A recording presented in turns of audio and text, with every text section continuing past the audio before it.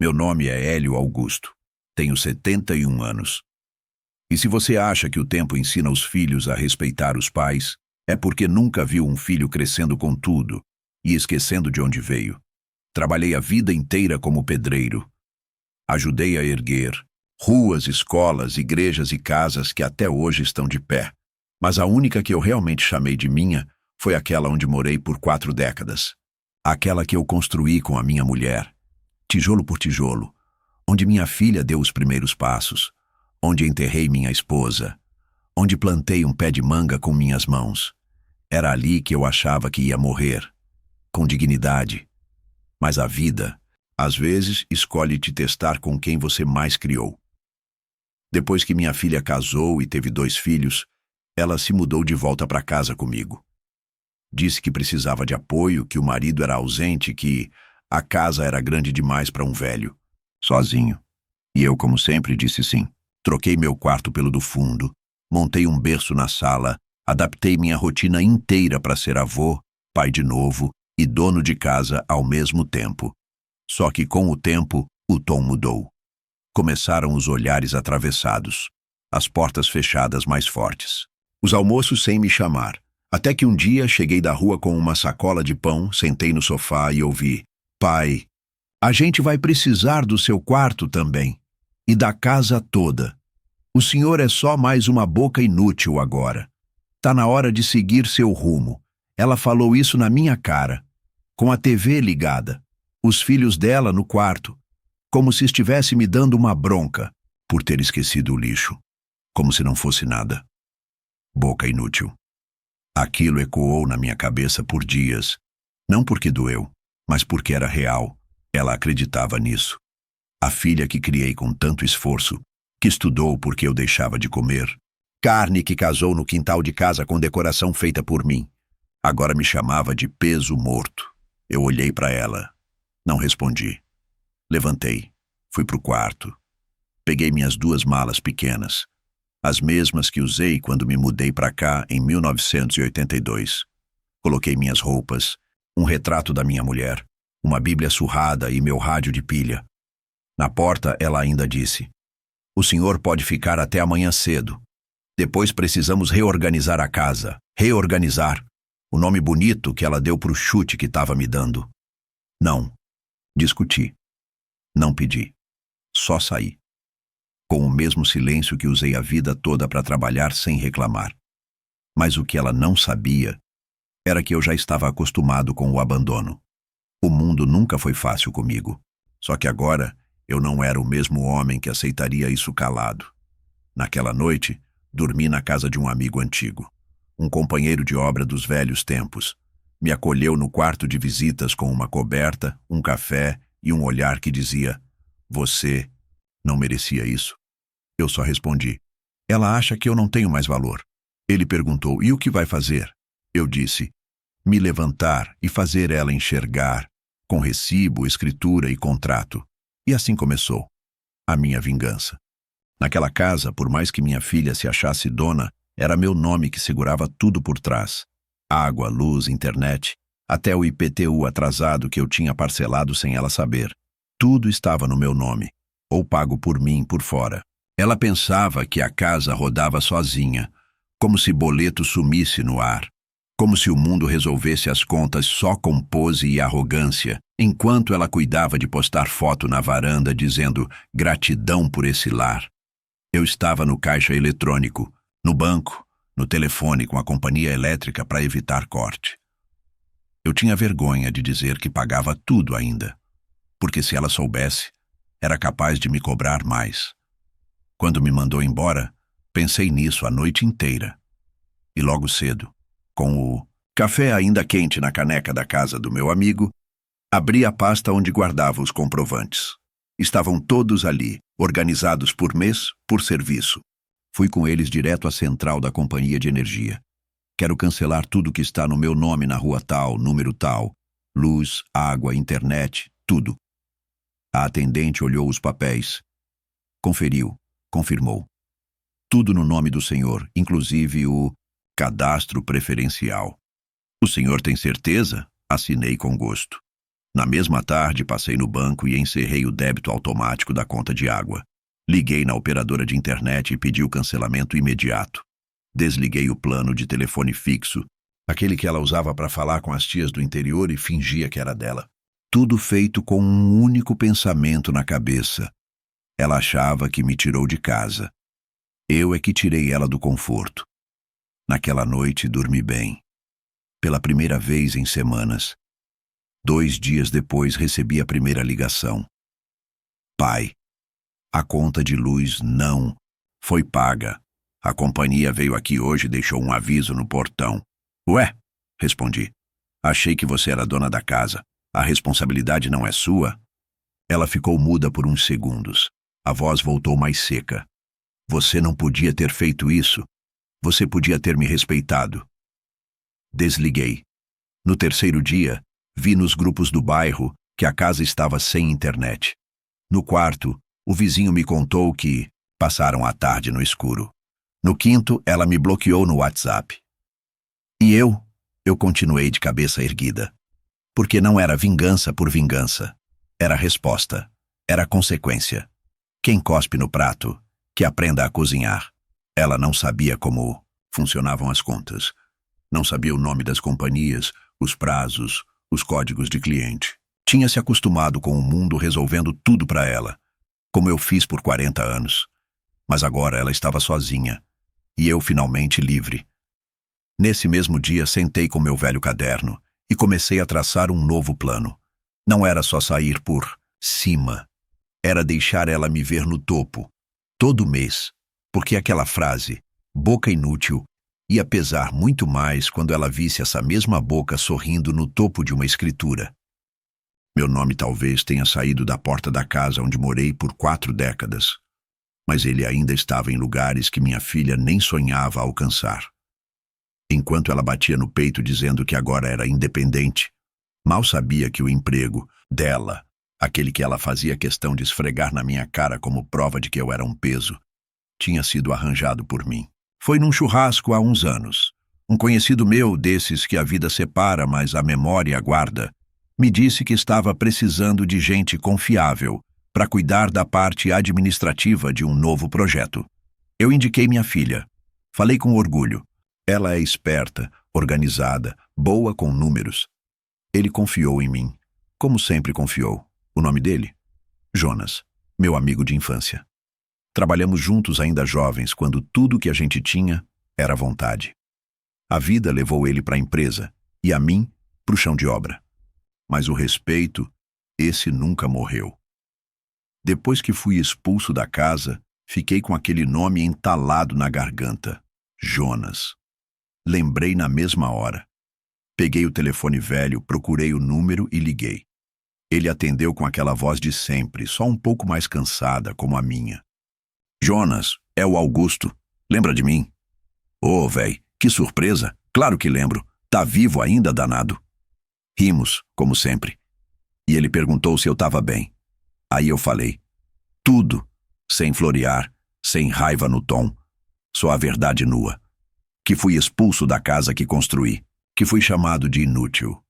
Que minha própria filha, que ele tinha contratado por minha causa, me humilhou como se eu fosse um trapo. Houve um silêncio do outro lado, um silêncio pesado.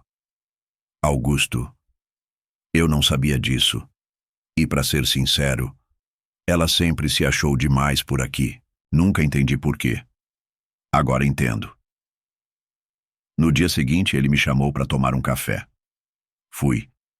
Cheguei na sede da empresa com minha melhor camisa passada à mão, barba feita e olhar firme. Conversamos por mais de 1 hora.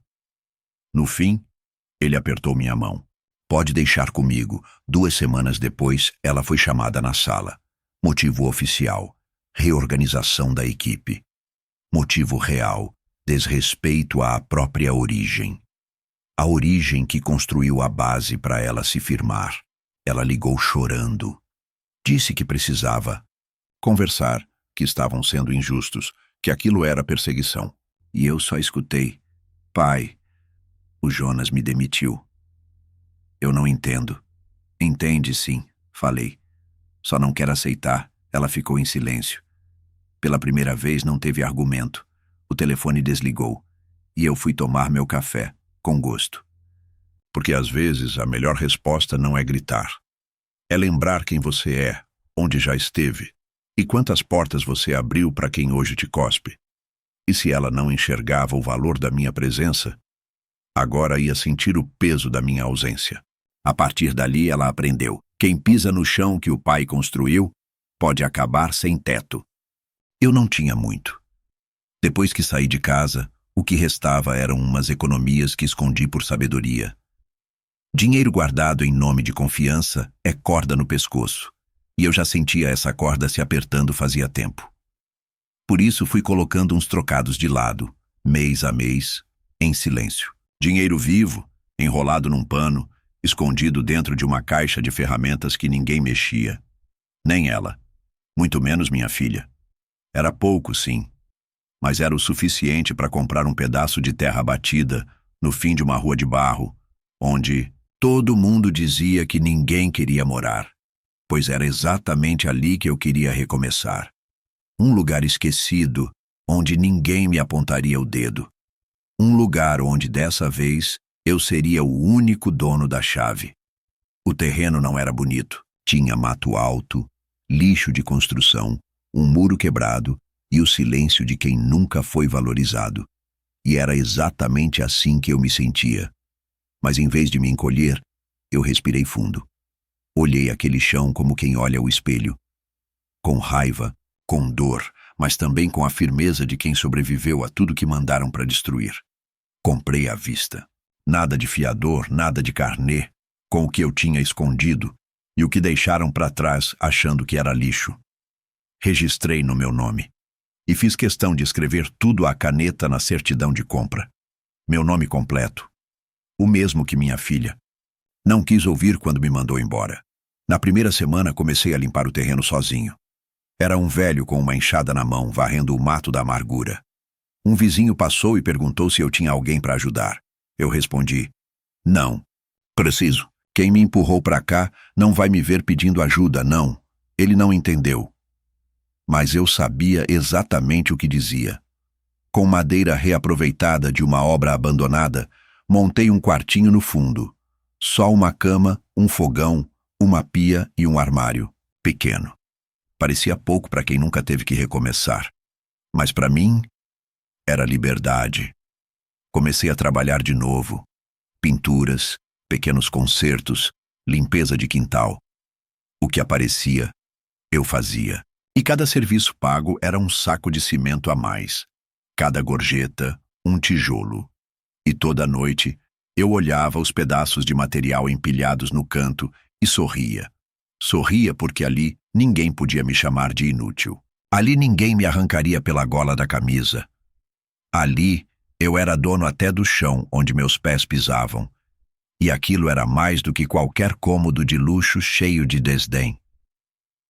Em 2 meses, levantei uma estrutura. Pequena, mas sólida. Fiz tudo com calma, como quem escreve um desabafo nas paredes. O cimento secava com o peso das lembranças, e cada parede que subia era como se uma ferida fechasse no peito. No 3º mês, coloquei a placa: aluga-se, tratar com Augusto. Simples assim. Uma casa de um cômodo, mas cheia de dignidade. A primeira das que eu construiria, porque aquele era só o começo da minha resposta ao mundo. E quando minha filha passou um dia na frente e viu a placa, ela não reconheceu. Mas, um dia, ela ia precisar. E eu estaria esperando, em silêncio, como sempre, porque a vingança do homem que constrói não vem no grito, vem no tijolo. Era uma terça-feira chuvosa quando o oficial de justiça bateu na porta da casa que um dia foi minha. Aquela mesma casa onde meu nome foi cuspido com desprezo. Aquela onde a voz da minha filha, embargada de ódio, ecoou: você é só mais uma boca inútil. A chuva escorria pelas telhas como lágrimas que eu mesmo já tinha derramado por aquelas paredes. Mas agora não era eu quem chorava. Meses antes, sem alarde, eu entrei com a ação. A escritura daquela casa estava no meu nome. Eles nunca se preocuparam em transferir, nem em entender a diferença entre morar e ser dono. Foram arrogantes demais para imaginar que o velho inútil ainda tinha alguma carta guardada. Mas eu tinha, e joguei no tempo certo. Meu advogado, um rapaz honesto e calado, leu tudo em silêncio, como se entendesse que aquilo não era só papel. Era uma vida sendo passada a limpo. Explicou que sim, eu tinha direito. Que mesmo tendo saído, mesmo tendo sido enxotado como um cão velho, aquela casa era legalmente minha, que eu podia reaver. E que, se eu quisesse, podia até pedir indenização por danos morais. Não preciso de dinheiro por dor, doutor. Preciso só do que é meu. O resto, eu construo, ele entendeu. E o processo começou. Levaram 6 meses para responder à primeira notificação. Tentaram alegar abandono. Alegaram que o velho saiu porque quis. Tentaram até dizer que eu tinha doado a casa de boca. Mas a escritura sorria de volta. A minha assinatura estava lá. A última linha. Aquela que eles nunca se preocuparam em ler, porque achavam que eu não valia mais nada. E foi com essa assinatura que o juiz decidiu. A casa era minha. Na semana seguinte, ela recebeu o aviso oficial. Tinha 30 dias para sair ou entrar com acordo. 30 dias para encarar o nome que ela tentou apagar. E foi aí que vieram as lágrimas. Ela apareceu no meu terreno no final de uma tarde. Vestia uma blusa velha e o mesmo orgulho de antes, mas agora desbotado. Chorava sem maquiagem, sem defesa. Pai, a gente errou. Eu errei. Mas eu estava nervosa, sabe como é? Você sempre foi tão forte, tão calado. E eu achei que... Eu não disse nada. Só olhei. Ela continuou. Eu estava com medo. Achei que o senhor fosse se virar. Mas a casa... Pai, é onde a gente está. Meus filhos... Ela tremia, a mão estendida, os olhos buscando aquele velho que um dia segurou sua bicicleta quando ela caiu. Mas aquele velho morreu no dia em que ela apontou a porta e disse que eu atrapalhava. O homem que estava ali agora tinha calos nas mãos e concreto nos pés. E uma certeza no olhar: não se expulsa quem construiu sem pagar o preço. Falei só o necessário. O juiz te deu 30 dias. Aproveita. Tem muito lugar para alugar por aí, inclusive ali na frente. A Casa Azul é minha também. Ela caiu no choro. Disse que me amava, que era minha filha. Mas amor que só aparece quando a porta se fecha. Não é amor. É desespero. Ela saiu andando devagar. E eu fiquei ali, em pé, olhando o pôr do sol bater no telhado da casa que voltaria a ser minha. Não por violência, nem grito, mas por justiça. E naquela noite, dormi como há muito não dormia, porque pela primeira vez o silêncio era meu, e o choro era deles. Eu sempre fui bom de medida. Régua, martelo e tempo. Sabia calcular quantos tijolos dava para levantar uma parede. Mas quando ela me expulsou daquela casa que levantei com as próprias mãos, foi a primeira vez que precisei medir a mágoa. E percebi que a dor não tinha régua. Só tinha silêncio. E um tipo de raiva que não grita, constrói. Com a casa recuperada na justiça, eu podia muito bem ter vendido tudo e ido viver quieto no interior. Mas tinha algo que me puxava de volta para aquele pedaço de chão. Um desejo antigo, quase ancestral. Mostrar, sem precisar falar, que desprezo é um bumerangue. Sempre volta. O terreno ao lado estava abandonado fazia anos. Um lote mal cuidado, mato alto, entulho. Ninguém queria. Era encrenca, diziam. Mas para mim, aquilo era oportunidade. Eu via coisa onde os outros viam resto. Igual me fizeram. Comprei à vista, sem financiamento, sem pressa. Com o dinheiro que juntei vendendo ferramentas antigas, um carro que reformei e alugando um quartinho nos fundos da casa velha. Cada centavo ali tinha suor meu.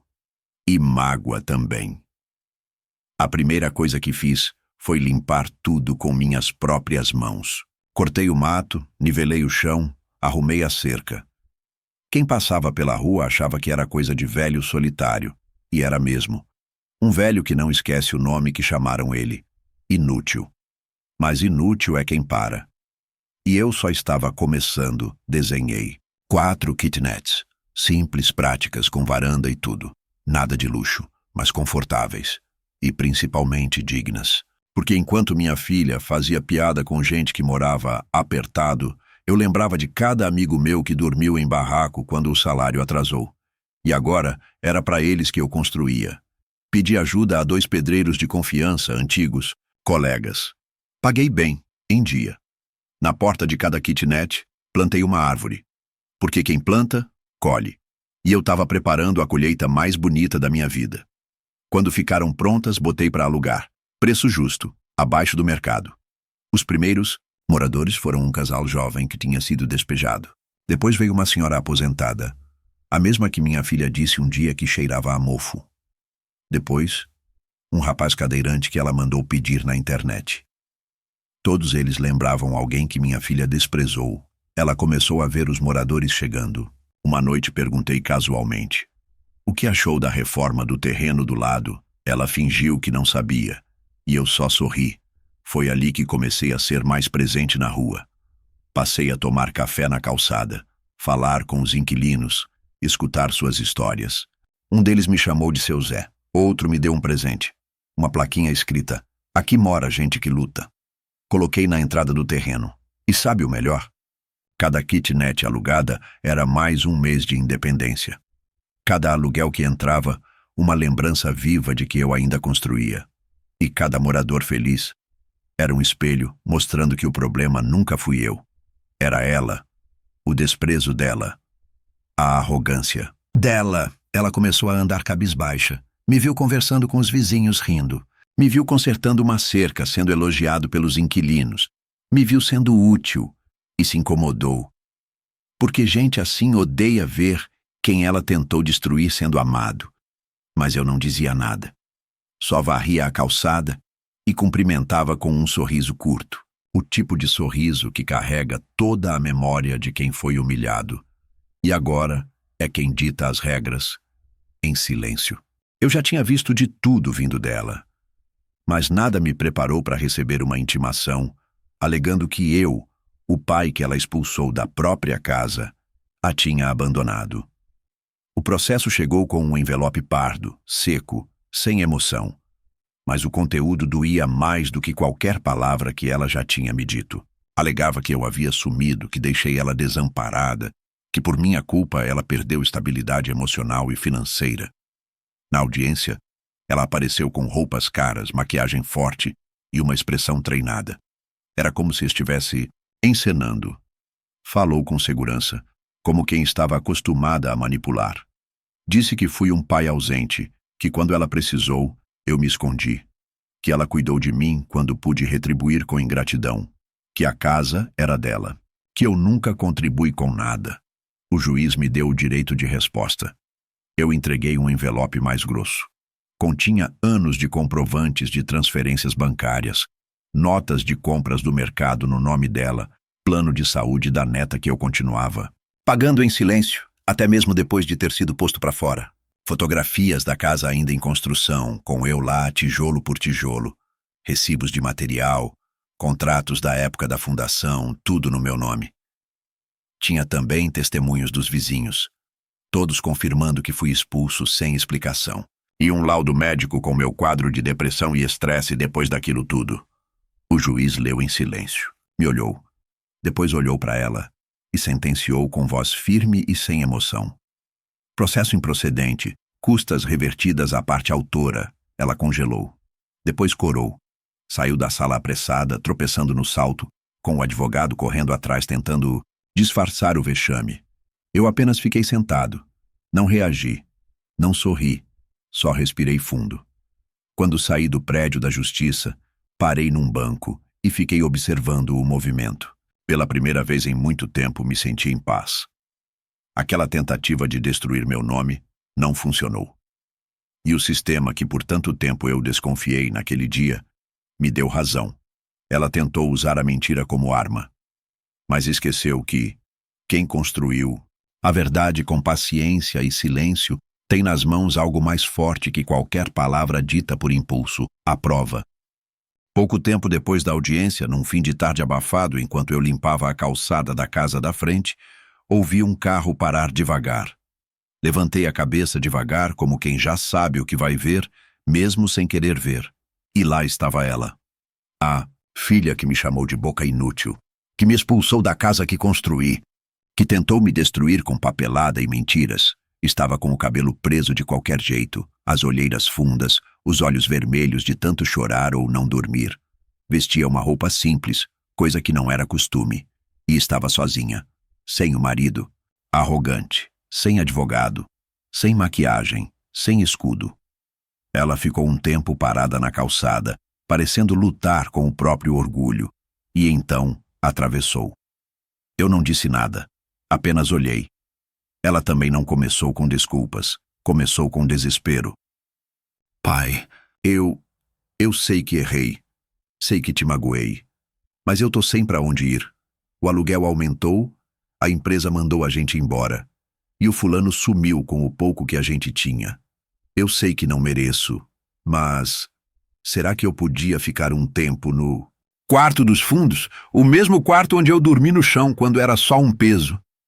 O mesmo onde deixei uma muda de roupa e uma marmita que ela jogou fora sem nem olhar. Ela olhava para mim como quem já sabia a resposta, mas esperava que eu não desse. Eu sequei o suor da testa com o pano do bolso. Olhei para dentro da casa.